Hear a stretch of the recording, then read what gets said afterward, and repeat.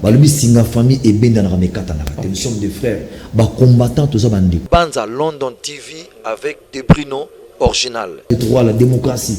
Tous on a tous les opposants basés na bango. Awa atambouli na batu. Banza London TV avec des Bruno original. Azalo na kata pouvoir zo gérer mboka bonne et difforme. Papa na ya zaki pe combattant na kata mboka. Ça dit tous on a transparence démocratie zali. Banza London TV avec des Bruno original. Nangana ministère de la culture. Tous la réponse va répondre là. Ce qui c'est bon, tout le monde pas chez. Banza London TV avec des Bruno original. Qu'est-ce qu'il faut pour sauver l'image de notre culture à l'étranger. Banza London TV avec des Bruno original. Au pays c'est un bon dimanche. Sans rancune, sans parti pris. Très bien. Il est au milieu du village. Banza London TV avec des Bruno original. Tobo pété, copier ça tous les politiciens. Pourquoi pas toper ça Raïs Kabang Moute Place Azali. Voilà, Batonion, c'est-à-dire Dembanza London TV, Dembanza London TV, Dembanza Boss Bruno. Dembanza London TV, Mama Bazodale, Dembanza London TV, Bacheri Bazodale, Kota Mama Todala Dembanzango. Des Bruno original, des Bruno original, des Bruno original. Voilà, bonsoir à vous mesdames et messieurs, bonjour à l'heure à laquelle vous nous suivez. Vous êtes au Tranche Musique, une émission qui vous permet d'avoir en tout cas l'actualité du point de vue général de nos artistes musiciens. Dans cette émission, nous vous donnons les informations, nous recevons les artistes et musiciens, les leaders, les porte-paroles qui défilent sur notre plateau pour vous donner leurs informations par rapport à leur réalité. Nous sommes aujourd'hui les dimanches 30 août 2020, mesdames et messieurs. J'ai dit merci au bon Dieu pour le souffle de vie qui ne cesse de nous renouveler. Également à l'équipe technique coordonnée par Serge Makoso à la réalisation, Koupar Bola. Sous le Mboyo, toute l'équipe technique est au complet pour vous produire une émission de qualité. L'émission d'aujourd'hui, mesdames et messieurs, elle est tout à fait spéciale parce que ça fait un peu longtemps qu'on n'a pas reçu l'artiste et musicien Ngiama Makanda Werason. Il est l'invité principal dans cette émission Ziki Sabango Tranche Musique. On va le recevoir pendant un long moment et puis il va devoir répondre à toutes nos questions, surtout qu'il vient de livrer un spectacle de haute facture, un spectacle de haute qualité. On va parler de cela. On va parler également de la musique congolaise dans son entièreté. Vous allez vous régaler par toutes les informations que vous allez avoir dans cette émission Ziki Sabango Tranche Musique. J'ai dit également des très très bonnes choses à ma consoeur Omba Potongo, Maman Songi Songi, qui est avec nous sur ces beaux plateaux de Ziki Sabango Tranche Musique. Alors, je vais directement recevoir les rois de la forêt. Banza London TV avec des Bruno original. Ngiama Makanda Werason, bon dimanche Werason. Merci pareillement Laurent Fabrice. Bon inzoto. Non, nous ça va par la grâce de Dieu. Par la grâce de Dieu, ça va bon. Tout le monde a un système, il y a ninja, bien qu'il va lever état d'urgence, mais peut-être pour les téléspectateurs, pour bien. Très bien. Non, ceux qui sont mon côté télémélamoté, ça dit permettre ça t'accorde. Voilà, du fait que tu as conscient que maladie est alliée au moment. D'ailleurs, bateau balande qui dernièrement en France, 24. Oui. Il y a 2-3 jours passés, il y a cas plus de 5000. Oui. Tu vois, donc, ils ont continué, c'est-à-dire, bateau, tombé victime dans l'Europe, ce côté au Congo, ceux qui ont tiki, c'est une catastrophe. Donc, nous sommes obligés, il y a l'accès d'exemple, de faire ça. Peuple congolais va comprendre que Covid-19 est ça.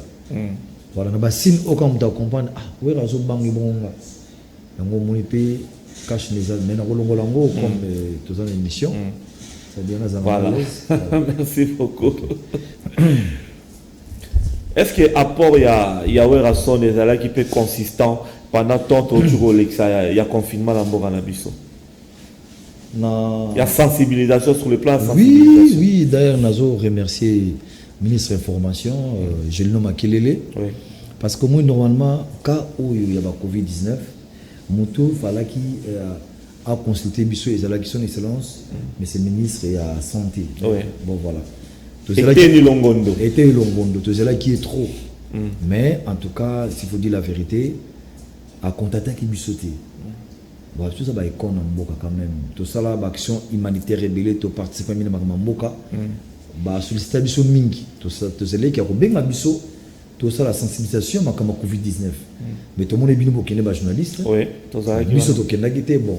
Après type bon en souka, tout ça qui pour occasion à ministre et à information et médias. J'ai vu quand même à comprendre mes valeurs la biso d'artiste. Pour y avoir des peine à milliers de musique. À Benga Kinga, il y a bien quelques artistes et comédiens. À Biouer en tout cas, boutique à Mukonzamboka Boiti. Bossel sa Mukonzamboka à travers la population où il y a besoin RDC. Il faut tout ça la campagne de sensibilisation à Covid-19. Après, on est petit à côté qui est au côté de studio, tout ça, il y a des comédiens, il y a des bureaux d'artistes, tout ça, quand même 4, 5, 6. Et puis, tu as aussi la source de sensibilisation. Donc, il y a des gens qui n'ont pas de jeep. Donc, il y a des cash nez. Donc, il y a des gens qui ont côté de quartier D, donc il quartier A. On m'appelle la cadre. Voilà. Donc, ça c'est seulement deux fois. Donc, il y a des quartiers qui sont ratés. Donc, il y a beaucoup en place. Vraiment, je remercie Excellence Julien Makelele. Grâce à quelques artistes, tout ça qui sensibilisation. Pourquoi pour ça mais quand même, il faut la vérité. Et c'est un budget qui voté pour la sensibilisation. Tout ça va poche na biso monter entraînement. Tu vois, on ils avaient bien quand même il y a comprenait que j'ai avec tout ça qui a mot, ils ont plus grave. Et puis l'autre ça la considération. C'est ça que nous avons besoin. On le belango trop en considération. Na niveau relation dans un est-ce qu'on peut te déconsidérer? Bon, je crois que nous avons Congo ma kamele kana mboka na biso. Surtout le bela bouti. Mutaïbi na yeki yoza boye mais alo sala na yebo. Qu'est-ce que tu dois dire? Vous avez n'attend pour la c'est normal. Kolo mukiliza nzambi, tu vois. Nana ko riposter te na ko sala chantage te. Mais so na singa considération nezala. Est-ce na fini? Non. Voilà, c'est ça, c'est simple. Mais quelques 5 mois ou 6 mois après, ouais, à son attaque artiste et musicien, sensibilisateur contre la Covid-19, on a même content, l'état d'urgence s'est levé, bazo vaquer une occupation à Bango, mais on dirait moi que les misamoro en mouké zali. Qu'est-ce que Werason peut dire aujourd'hui à la population congolaise dans son entièreté pour la Covid-19 pour maladie tous en on va rendre bon on a sur mesure des barrières où il bazo sali la lelo tam soko solo la cause à distance faut dire la vérité on a besoin de basan la bango tout le monde appelle lelo na ba des bis ba donc à 20 comme nango plus monter sur nango 3 mais tout ça la pris dans c'est-à-dire cache ne ka kezala moi cache ne temps sur on dit quoi des bis mais que sur le beaucoup en tout cas on a vraiment besoin de ça et donc bon ça l'effort qui maladie wana ou ibumi bato et la mission na mboka te pour moi to zape qui dit bato négligé ou et bandi et donc ils ont les continue dans notre population c'est-à-dire ils ala to ko supporter en côté tu vois tous en ba moyen te tous en ba mesure te au tal ba ka ebele ou tous en na ba ron ba to ko flo ba soso bo se le bisoir. Alors les artistes sont montés aux la contre campagne à Covid-19 ou à quoi le blabatiki Covid-19 ils a le coup on a vraiment regretté mingi donc tout ça là après il y a pour transmettre un message pour ça là qui suite dans les atteint bon fait les anzimbo ya wingete dans le bina na mona bar les anzimbo ya campagne comme ça se confondent les autres ça pour sensibiliser bango baza conseil que dimba wera sala ki ambo tous les on a ma chaîne ba promotionnel entre nous passer canal qui papi c'est nous bon les en boucle un mois fait non je pense pas il faut comprendre parce que nous t'as pas là je force à transformation ba technicien faut bazon ba kola la tu vois tout ça il faut commercialiser ça là tu vois direction tout ça ça demande de est-ce que yibiki ba représenter ba chaîne ba kendaki et pas ya si ba kutana tous après à vulgariser ou lancer message mais on manque de moyens pourquoi avec des moyens parce qu'on a vendu kaboué na bande de ça na chaîne il faut des moyens aussi il fallait ce accompagnement à l'état voilà faut l'état sur accompagner pour ça déjà bazo ba yebi na sali na page officielle na tchèque on s'il faut dire la vérité on a la page officielle na tous les autres canaux gratuits plus de 60 millions de personnes dans ce monde. Il n'y a pas là, il n'y a pas. On a signé dans le don. Voilà, merci beaucoup. Oui, ça c'était par rapport à Covid-19. De mon bannière, émission là, mais tenu dans un monde un peu original. Ni nous sommes là, nous sommes tenus. Kita frangala, ce beau monde a image, bakocha, comme on a Obama la tiango, comme on a je vais lancer ango, comme on a Bariana Balatiango, on a joueur au drop à Zalango, comme on a quelques stars Bazanango, démocrates Bazanango, Batibeli Balatiango, c'est-à-dire Manaba Asher, Bastar tout Bazolatango, Babiango Kita Frangala. Kita Frangala. Voilà, ils allaient mode mon micro, sotali, où ils ont réconcilié l'Africain. Bazala Ini, Esprit Moko. Donc, ils allaient revendication culturelle. Voilà, tout, revendication. Il faut pas comprendre que, c'est-à-dire, ils ont karaté qu'il faut tout aller la rabat. Il faut bien se prendre en charge. C'est-à-dire, les lopés étant sur une boutique, moi à Laurent, et ça, la chemise classique. On a dit, dans ce moment-là, chemise à boutique à Laurent, ils ont $10. Nous, la latine et la main, on attend, on a continué à faire fête. Dès qu'il va te battre à fond, on va faire fête. Nous, on a air Nazoya. Nous t'as dit, oui, junior matate, hein, excellence, excellence. On a Laurent. Si on est bimi na suentaïbo, nous devons comprendre. C'est-à-dire qu'il faut plutôt faciliter les tâches de la population. Tu focaliser les locaux. Tu vois, il faut toper sa opportunité à tout le monde. Que les lopés moutaro qui n'est pas na gambela somi na ili puta mo basé les chemise na yi na système frangala azana est calme, il est à l'aise assumé pas X moutana pe à côté mbongo a créé plus d'emplois assister chômage, tu vois, pour le entre ce total liba surtout bêta ba fort peut te là tu vas faire mes actes et tous ces gens là tu lui ba monter tu puta na ba monter mon là tu la mala va marquer na bango le Titi de Valois, s'il faut dire attention, féliciter Titi et Zali association africaine modéliste, malien, sénégalais, tanzanien, nigérien, sambazu petit les falzana katna bango. Le bazo créer ma marque moko. C'est quoi la marque où il y a Titi Rocha pour nous les Congolais à chez Frangala. Donc ils allaient kita, sont tellement pour ta kita, ils ont plus de 300 espèces à banine. Donc ils ont mingi idéologie moko africain. C'est-à-dire que les Africains sont responsabilité la bango toujours il y a paya de la revendication il y a responsabilité à voilà revendication culturelle pas la acte légal d'état islamique voilà aux hommes on a manqué la défilé qui va défiler devant nga bazo tourner après na tiki bango baleki na beteki costume en frangala et puis il y a donc il doit pas Ghana et Nigeria donc c'est purement africain mais c'est ça Tala les kamoto aux États-Unis au baboma qui noir on a ba trembler qui ba au moins revendication ça na aux États-Unis pourquoi bobomi noir musuba kota les kamba ebati le baza solidaire c'est-à-dire l'esprit au frangala tokoye banaki aux amis sur l'Afrique to kutane peut solide business tout s'est développé en Afrique à partir de Simba symbole donc il faut comprendre les visions. Ok. Ah yo zaraboé soko lache loko comme le peuple peut faire landa. Est-ce que ça consistant pour la fan na yo peut pas comment s'approprier c'est pour tout exemple on a peuple union c'est ça pour na ngamote et puis ngamo comme na bandiangote so taliba petit ba star ba nigérien ba malien ba sénégalais ba solata la tangoa et comme on ça moi je dis pour ta kangine ka ce qui ba photo ba ko bois que la rapidement s'il vous plaît technicien au monde ndenge Obama cheli pour ta kana tolo au komona ndenge ndani ya chango na tolo au monde tout le monde a chango na tolo c'est pourquoi ça va qui mono nango OK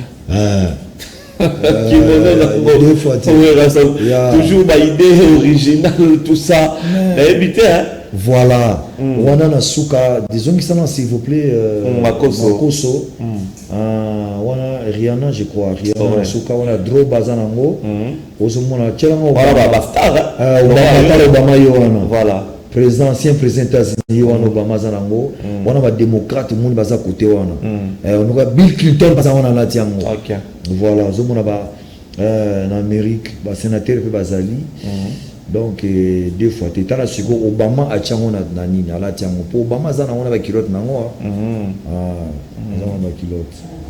OK, ça c'est très bien, c'est tout à fait original, c'est une très très bonne chose siko pour na frangala ngo au sein na bana Congo nini. Et comme qui ça mobimba Congo mobimba ou bien c'est-à-dire ezaka katango la tiango et ça revendication culturelle, c'est-à-dire toujours revendiquer ba droit na biso, c'est-à-dire culture na biso africain ezala to comme ko kimsa ngotro maputa ermo pena o binina fit na mero betino de maputa ndemo ko et de raison le moko te ezala normal, on se comprend ezala normal, il faut te ba kiloko wana na kata Congo parce qu'il faut to ko lisa bana na biscuit wana tala Laurent ezala bien au voyager na poto ils ont de colonie na Congolais bon ngala tabandu ngoma ngala ko tabazuele moboa 100% moboa mboka na buta moboa na ebi peso so beta kuna kisanga no zokenzela buta kuna ozo mutakaselo mulimusa kote abari musuri na sebani na ba mo bete rasa moni ba bere ndango na nazo kote wa est-ce que je me normal dialecte na yo oui bien oti tengala ebi dialecte na ebi na beta kibo bien mais to bandika muna sebe de wa beza manga mususu ngala bombo wa 100% bo ba soyi te pas vraiment kidogo voilà ça allez-y Laurent, oui. Au moni, je te jure, c'est important pour la sabana na biso. Oui, baba la na biso. Sabana na ngaba yiwa baki Congo l'état. Ba beta ngo très bien. Merde nazo beta pe ko la kisaye. Nazo ko la ki Congo ya ba Congo na yebi. Na Swahili na Congo ba mwa muke. OK. Kiluba pe na komi ko jango mwa dimi. Ah, c'est bien. Ça na ngo graffiti. Kuye ko lango parce que moi il est mon beau-père. Faut tonga ba payat.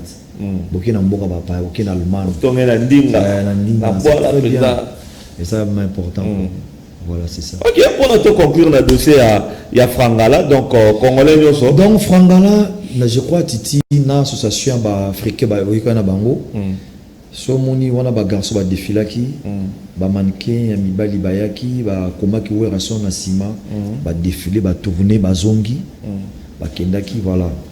Tu peux qui sauter au lata griffe au lata nayo. Pourquoi banda griffe du matin soir terre? Oui. L'air pour changer de mon moquette. Au côté de Frangala, c'est-à-dire au valoriser culture nayo à moka. C'est ça tout ça on a besoin comme on l'a comprendre. OK. Voilà c'est ça.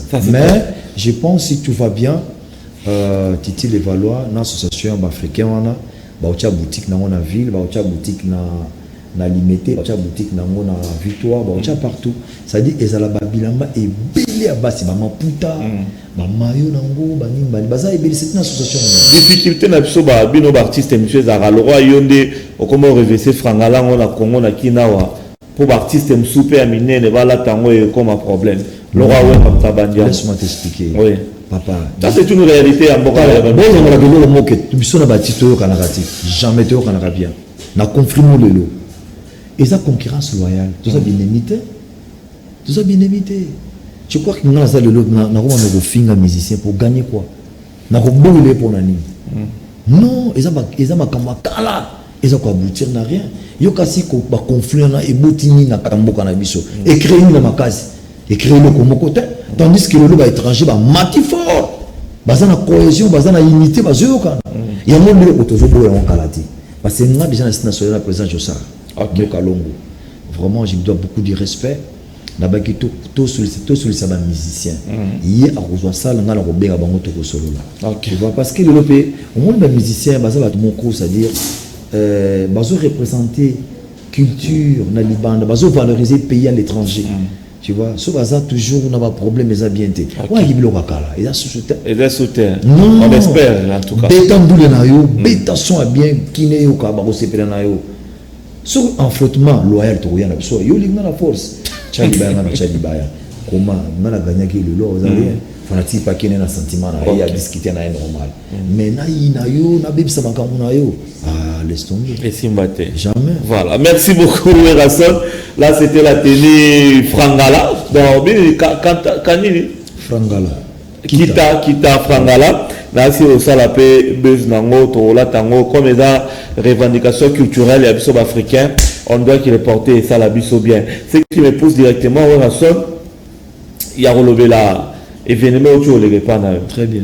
Bon, l'équipe a moment belé à confinement, c'était très dur pour vous les artistes et musiciens. Au message, c'est chaque week-end, concert, répétition, mais pratiquement 5 mois on est en concert, à part le concert, on est en direct na YouTube, mais sans public. Mais si tu as revu tes fans, c'était les samedis derniers dans le village chez Temba. Avant de le bélango et Rasson, na aussi un Serge Makoso to zangona. Tout le monde a une image et et puis pour développer sur le plateau. Mesdames et messieurs, merci. On prend ces images de Rasson, c'était les samedis derniers au village Temba dans la commune de la Gombe. Et on revient pour le commentaire avec l'intéressé lui-même, Rasson. De Banza London TV avec des Bruno original.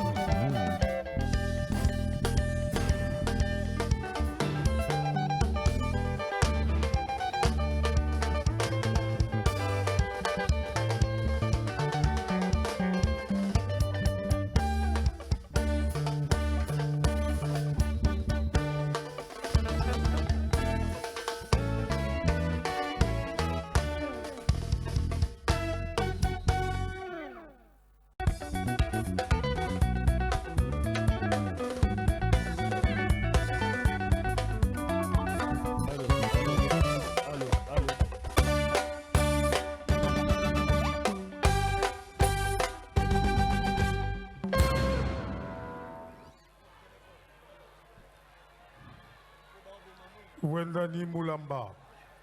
Très fort.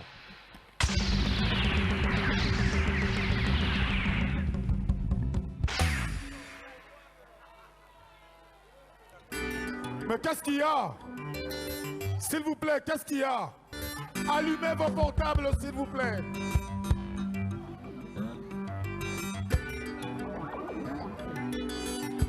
Pour que nous puissions voir cette image.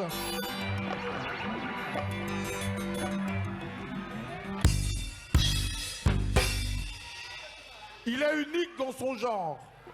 Il est inégalable. C'est le seul et l'unique.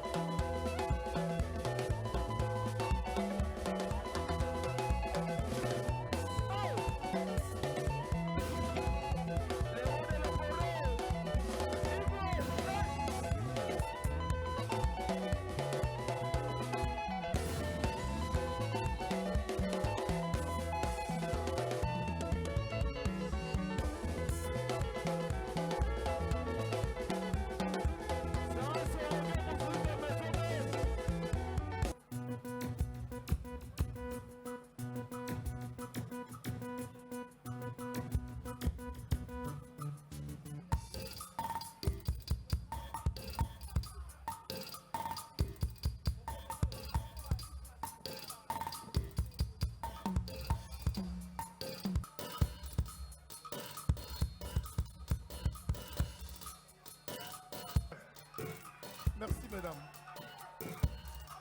Alors on applaudit énormément pour cet homme qui s'est impliqué dans ce mouvement. Kita Frangala, le phénomène Giama Ouerasol. Mais je vous entends pas. Applaudissez Giama Makanda Ouerasol. Là, nous le confirmons ce soir. Un homme qui aime le spectacle, parce que le spectacle...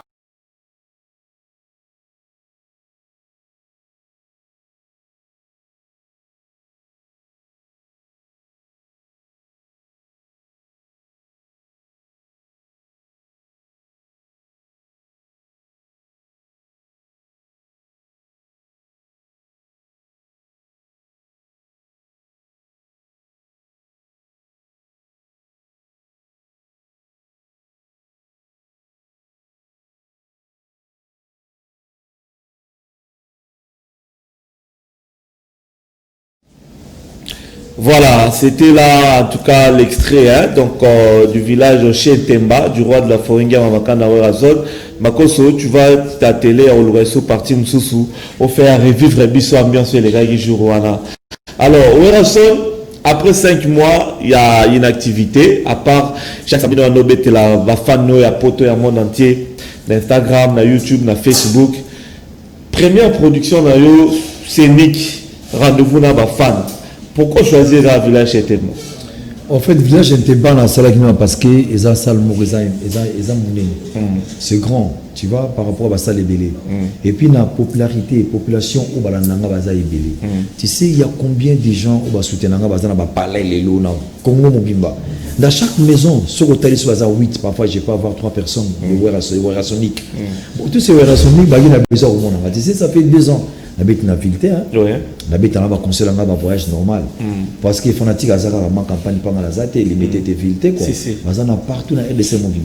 Si on a calculé que moi, je confiné, ce qu'on va déconfiner, parce qu'il faut tout mettre à concert. Tout le monde a besoin au monde au Kenya, tout aller à grand hôtel, tout aller à tout à Chetemba. Temba est rouge à 1000 places, sauf que tu es à 1500, à 2000 places. Alors, tout le monde qui est à Chetemba, ils ont un peu. Et ça suffisant pour la bateau, il y a une semaine à VIP. Ça dit conseil au luxe. Mais bien que ça, il y a d'autres personnes à côté de la zone qui sont bien à Bango, ou à Sombe via VIP, tout le temps, on a boîte, c'est un passe. Vraiment, Bazongi, bon, l'essentiel que va côté qui en tout cas, vraiment, on a remercié vraiment trop. N'est pas la patience. Mouvement mais désolé là où va contacter bien parce que tout le cas qu'est-ce qu'il faut pour nous arranger tout à la suite au conseil monsieur après babi c'est vraiment là pour que t'étais de son avec côté ça va la biso et quand on a question OK mais prochainement on va s'oublier mais c'est l'autre pas personnel à Chetemba ba biso banda va conseil banda beta à Chetemba sur le plan public il va son non en fait tu sais on a un petit concert sans invitation. Il n'y avait pas des invitations. Ok, les Sarah? Non, c'est dire. Nga maison mère, pour te dire la vérité, tous les batté belé na Congo.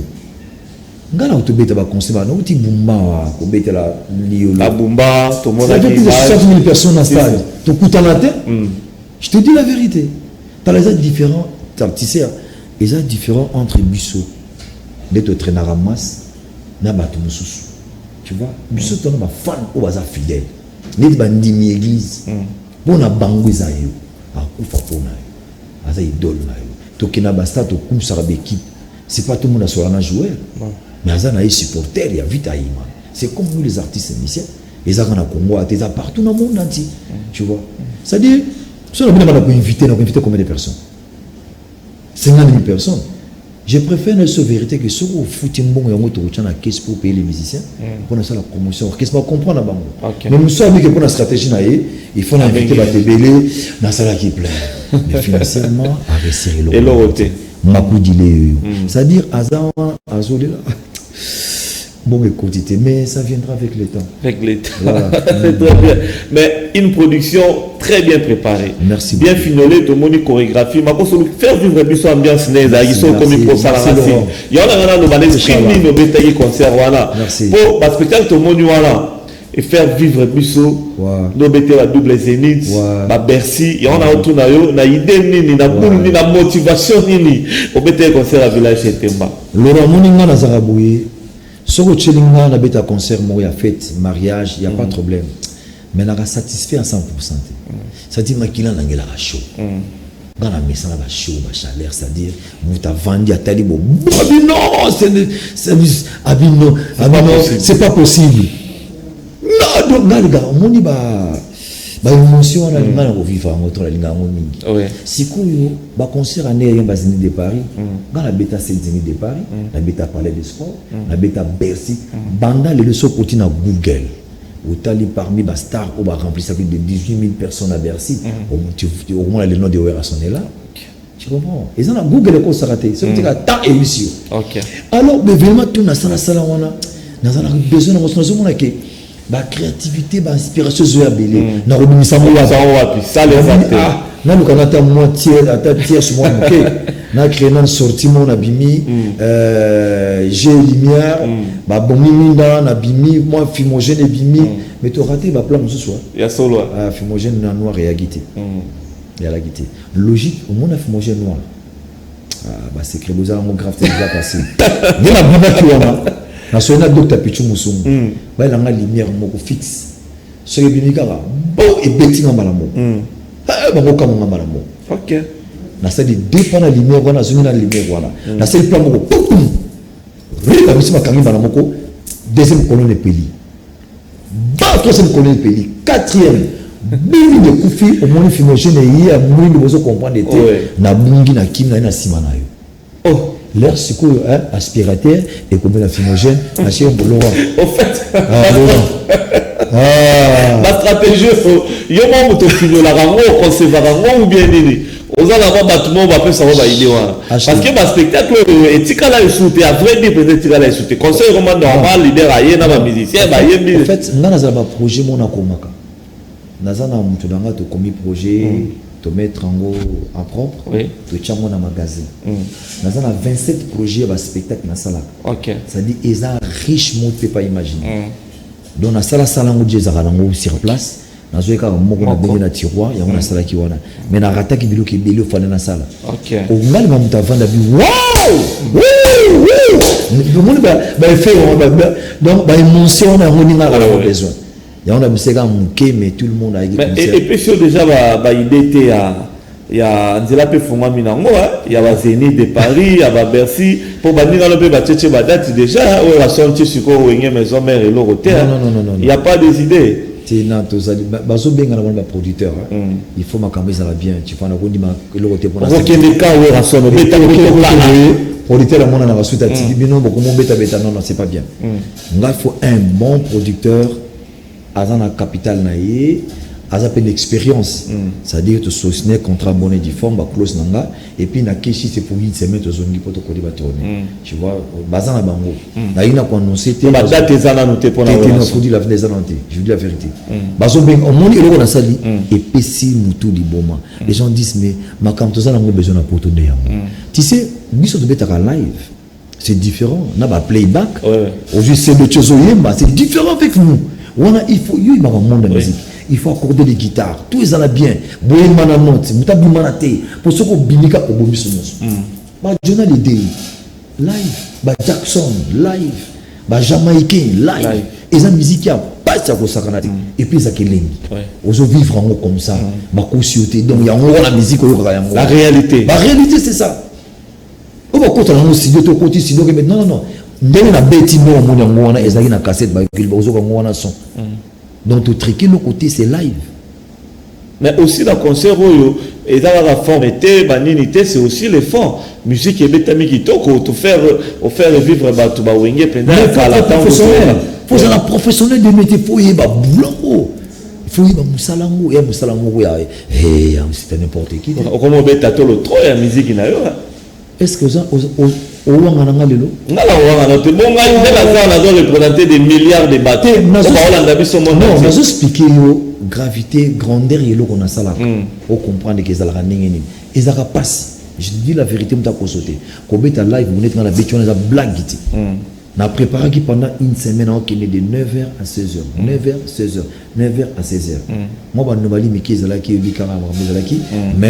mais je sais que Bartbalobi est dans un minamoko. Au sentier de comité même bateau à moi, voilà, c'est ça quoi. Ça c'est très bien. Bonne musique, spectacle, danse, musicien, bien. Il faudrait dire tout ça aussi, c'est l'album formidable. Hein? Voilà. Un album, on peut connaître quand même moi problème par rapport à Covid-19, voilà. Mais c'est un bel album. Merci beaucoup. Merci Laurent. Pour ce qu'on dit déjà, c'est déjà bien. Oui. Voilà. Covid est 400 mois mouké. Ouais, Covid est là, il y a un problème ébélé. Bar, et le côté, moite, c'est ma cam ébélé. Mais il va déconfiner Mboka, en tout cas, vraiment. S'il faut dire merci beaucoup à son excellence chef de l'État, excellence Félix Tshisekedi Tshilombo. Pour Mboka, on va déconfiner, mais l'activité, on va accepter. Il y a quand même un concert. Prière, zongi, on ensemble la souhaité, bar, tu vois, c'est bien, mais tous à la cas kenge, tu respecter kaka mesure, tu vois, tu comprends que ça va bien. Mais il faut oublier formidable projet moral c'est que non, formidable dans ça la coffret, dans ça ça plus de 15 clips. L'homme ça clip à Tatilito, dans ça les clips il y a Café Room. Dans ça il y a Iginzinga $, dans ça la coffret il y a 20 titres, na route kango $25. Okay. Flash. Dans ça la précédé. Et là c'est obéka na téléphone, il y a 10 flash.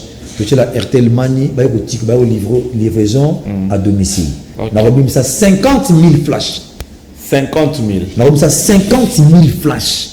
Na côté quand on met pendant 2 ans 3 ans dans la précédé. OK. On a besoin de vidéo flash ba ko tik là on a parlé. Au petit bon tu es bien au fouti dans la banque. Voilà manière à sika mona marambo. Hein? Manière à sika ya promouvoir la œuvre na yo. Bon en fait na sali pe la. Faut aller rappeler si mano trop. Non, na sali la belle vente physique kufa. Aujourd'hui c'est de tiens la victoire à souhaiter. Et comment va vente physique, ba streaming, ba téléchargement. Na la belle na créer son musique pour promouvoir des jeunes. Na sa petit mot kalaté na sala bango nini ba petit wana c'est-à-dire ba boss gaze en featuring avec Werason. Plateforme na ya label na plus de 240 plateformes magasin où na zana contrat na bango. O ezana kati ya label na magasin où yoto tika ba on travaille na bango. OK. Ba magasin net ba la moulé. Voilà 240 dans monde. OK. Label nanga ezana idée, c'est-à-dire protection, ezana algorithme, ezana copyright. Donc on ça va streaming, téléchargement, vente physique. Werason international. Merci beaucoup mon cher. Voilà, merci beaucoup. Maintenant, aujourd'hui la transition pour te continuer sur l'autre très bien. Mais quel conseil a donné Werason en tant que leader, en tant que Yaya Père Balé qui est belé, n'attend pas où tu n'as n'attend pas commis. Musique na biso Congo faut qu'il y ait ndenge nini. Bato bazo beta banga beta ba concert ya minene ata ndenge nini. Il faut attitude na bango za ndenge nini vis-à-vis à ba fan. Il faut beta kana le koso le wato tu beta te to beta ka ou bien ndenge. Non, moi je na ko baboya, so ça na programme te ko beta na hote. Voilà. Je donne des conseils. Ko le mato pour vous ningo sala. Na psaka album, non, c'est pas dit. Bimsa album na programme. Bimsa single na programme. Hein? Autour de album, et deuxième album, troisième, mes jeunes frères. Et quoi aboutir n'a rien. C'est-à-dire, au monde, il faut ça faire. Parce que, à ta goût, on a besoin de Yokayo. Et c'est à Yokayo, il faut laisser sur le temps. Mais, pour découvrir, comment on va faire, un album, il faut qu'il y ait un plein. Clip, en tout cas, le moment où Covid-19 pour la promotion, il faut dire la vérité. Mais on a la promotion dans 2 ou 3 semaines. Dans la chaîne, tout beaucoup monde donc pas apprécié vous apprécié on a un projet il y a un grand concert en France en Europe, c'est-à-dire concert où il y a réconciliation entre les artistes et la diaspora de la paix tout ça fait des années tout la musique à cause de la politique où ça tout comment les lobos or politique aux autres c'était juste pour ma prestation ma concert c'est les contrats de production c'est une convention pas avec des gouvernements mais il a ce show Le tout ça, il manque à gagner énorme. Les artistes, ils ont évolué, ils ont bon pour les camisos. Tout à l'heure, il n'y a même pas moyen de soutenir les amis. Alors, les conseils, c'est pour coacher en paix. La famille est bien dans la mécata. Nous sommes des frères. Les combattants, tout ça, les lots où ils sont boutiques, ils sont bouillés. Ils ont toujours un bateau dans les roues d'artistes et qu'on gagne les lots comme côté. Moi, quand tous dans l'état de droit, la démocratie. Tous les opposants,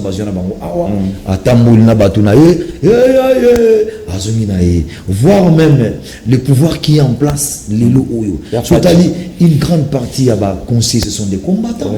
Alors, ça me semble un bon édiforme. Lui-même, le chef, il fit combattant. Azalo na kata pouvoir zo gérer mboka bon édiforme. Papa na ya zaki combattant na kata mboka. Ça dit tout ça la transparence, démocratie zali.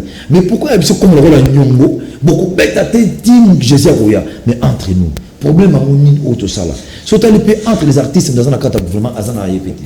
Parlement tellement kota ngakutu. Donc blocadena et nani je on aussi déjà global blocadena. Donc na éviter. Mais pour comprendre biso que tout ça a besoin il y a qu'à promouvoir la culture. Mon frère, mon jeune frère, Ngaï, il a tiré le confinement. Il a tiré l'action humanitaire. J'ai dépensé beaucoup d'argent. Quand la musique qui était, quand il y a quelqu'un qui a été ça te sanga, il a assisté à de ça, voire même. On a été coupé sa maquilla dans la banque du sang. Pour aider à casquer la Covid-19. Les lots, des femmes enceintes, soit zangi maquilla, fois zangi maquilla, SS va m'accompagner belé. Tout ça, on pour l'amour à Moka. Est-ce que c'est normal?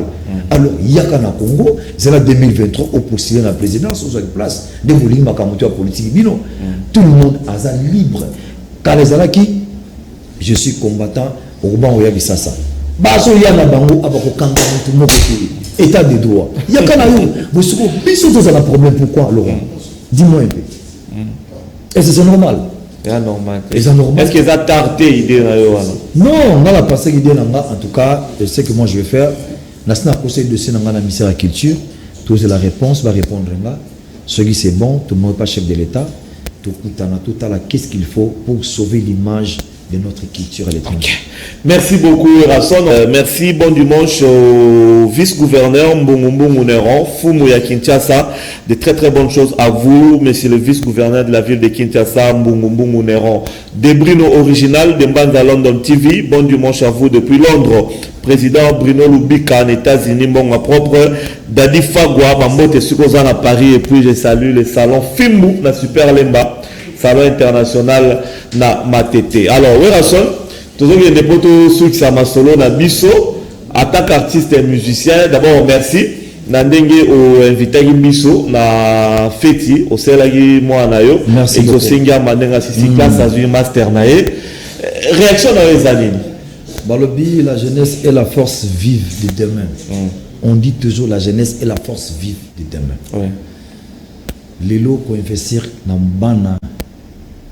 Eza lokola ko bomba mbongo mwana na ngai apesi na honneur makasi exaucé na yebite longa na koloba na vie na c'est-à-dire les a chance obi ko tangisa mwana moi c'est ça passé parce que le long mwana soki ndinga tangi azu master na ye lobi ko bala même bala ko bala ye azana respect mwana po yebi niveau étude na ye akusakana na ye même ata biso mibali so mwana tangi ya mobali moi si naïe à pour respecter ma casse mbananga as intellectuel à pour payer valeur donc investissement ma casse me soit parent fouté baba et ça autant qui ça ban et puis tant on va senga papa na message mo fona ça là je crois message moi vous les cas to voilà rapidement voilà très bien on va prendre ces messages les messages d'Exosengama la fille aînée de Werasson et puis on revient tout de suite après tout en effet télévagi. It's free of Master of Science, Global Strategic Communication. Rebecca and I would now like to present the candidates for the degree of Master of Science, Global Strategic Communication. Rebecca now like to present the candidates for the degree of Master of Science, Global Strategic Communication. Bonjour, bonsoir, partout où vous êtes, c'est Xesengiama. Je viens en ce moment pour vous remercier pour tous vos messages, vos appels, vos vœux de félicitations, ça me va droit au cœur. Je dédie mon diplôme de master à tous les Congolais. Je suis prête à servir ma patrie avec la connaissance scientifique que j'ai acquise.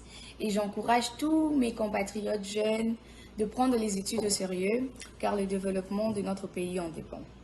Je profite aussi de l'occasion pour rendre hommage à mes parents pour mon encadrement de mes premiers pas jusqu'à atteindre ce niveau académique. And one more time, I would like to thank everyone, my friends, my family, everywhere you are. Thank you for your messages, your love, your support. You guys have been supporting me, I don't know, since I was born. You guys have always been rooting for me. So I thank you all where you are. May God bless you. I have more to come and to share with you guys for the community. Science, Global Strategic Communication. Voilà. Ouais, Rasson. Joyeux, hein? Plaisir, hein? Vraiment, thank you very much. Merci Peliatro. Laurent, on a mis l'homme à la colobate. Mais on a encouragé les jeunes filles à na mboka. Oui. Pas quand ça t'est pour absolument la tangue des États-Unis. Études même AAP, ils ont bien. Ils ont la volonté et puis les parents. Tous à la gana moi, tous un peu na rigueur ou na ma famille na ban. Ok. Le tika bango va laisser à l'été. Puis ça y est, moi libertaire au bimana mais il faut qu'on y battant na études. Ok. Voilà, c'est très important. Merci beaucoup, Erasson. Nous sommes arrivés pratiquement à la fin du solo Nayo. On a évité si encore un message particulier pour la Wenge Maison Mère, notamment la prochaine production, concert des sous, et puis la répétition de Maison Mère, siège des arrêts sous-té. Bon, tu as évité. En fait, Batmi Batouné Ngai, pour la répétition, Kalaté, siège des athées, Erasson. Non, en fait, siège communine. Siège. Communine. Siège. Mais si j'ai wapi place. Siège à Wenge Maison Mère, on est dans la Zamba, ambassade de la paix. La Zamba. La Zamba des années. Et je suis l'année. Mais Zamba des forêts. C'est le roi de la forêt, ça dit Zamba des partout. Oh, Zamba des partout, c'est-à-dire Zamba peut qu'on l'a minito yo. Nabino, na komi na ngana kalu kana kati kuna. Mais tant azaka Zamba. Zamba est le roi de la forêt. Ok. Où sont les nom propre, c'est-à-dire ndebo mona kombu ya la Zamba eza kombu nanga eza kombu ya biso wera ce de roi de la forêt, c'est-à-dire falate beaucoup mona ga to bengisa bino conférence de presse ko sala et pas beaucoup ta riban kana kasafu bomoni ke place yango OK ba condition ezala ndenge moko te na place bo ebeki place ezala ki wana bomoni pe studio bomoni salle de conférence makambutu ça dit moi ba chambre moko au cas où ministère dans la place était deux ba condition moko ya bien quoi s'il faut t'expliquer vraiment programme pe ozana ngo tant surtout ta conseil mo kalaté awa pour na ko récupérer bateau ba contacter vraiment en tout cas bos qui s'en mi ba fan au bo contacter vraiment na soutien na bino ndebo utaki na ba province ba Lubumbashi ba Goma Boyaki c'est ça et puis nako PSAP quand même na remercier oui a pas de son excellence monsieur le gouverneur de la ville de Kinshasa Gentilingo Bila parce que a pesa biso autorisation pour un concert voilà et puis nazo remercier ce conseiller naé Jean Gracien Ntsakala wazaka naé bon Ali Maimona et puis na PSP Mbote Wagenya Moulamba wazali bon conseil sans oublier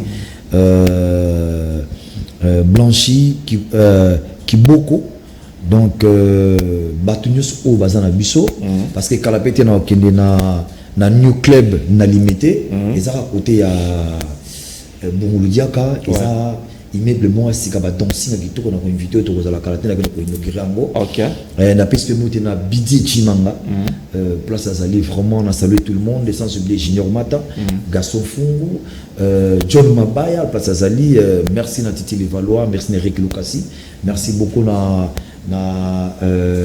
Batnio sa poto Golf Kizola nani docteur Igmalongi solution vraiment na pesi batu tumbo te ko bazana biso bienvenue à Simbanda maman Monique na Londres Siga Baby original Ombolo petite sœur d'abso quinoa Batnio au bazo fêter vraiment encore une fois maman Angelo Molo na lobby déjà excusez-moi Donc ba o nyoso bazana biso au bazo soutenir mouvement de loin.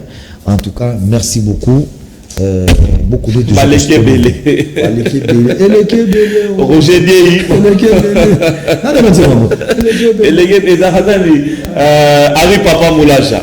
Ah, elle est kebele. Ah, yo. Te Ari Papa te omba. Nani Michel Bakenda. Ah, Michel Bakenda. Elle est kebele. Roger Diey, Bamote toujours VK, Bamote Belé, dans Roger Diey. Vraiment, Nabika ba bonne guérison na VK, Vital Caméré place aux Ali.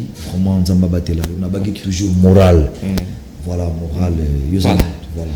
Merci beaucoup, Rason. On a la salué staff Mobimba, Dr. Pichu Muzungu, Maître Ninja Sikatenda. Sami Pena Monuana Bamote Belé, concernant Ngomba Poton. En tout cas, merci beaucoup. Néon Dima qui nous a dit. Adolphe Mozitou, place à Zali na PC Mbote. Batonyoso, vraiment, bien Abisso Martin, na PC Mbote, place à Zali, sans oublier, Kouloutou, Yemoko Jean-Pierre Bemba, place à Zali, na PC Mbote, Batonyoso, soutien à Abisso, PC Mbote. Moïse Katumbi passe à ça na PC Mbote.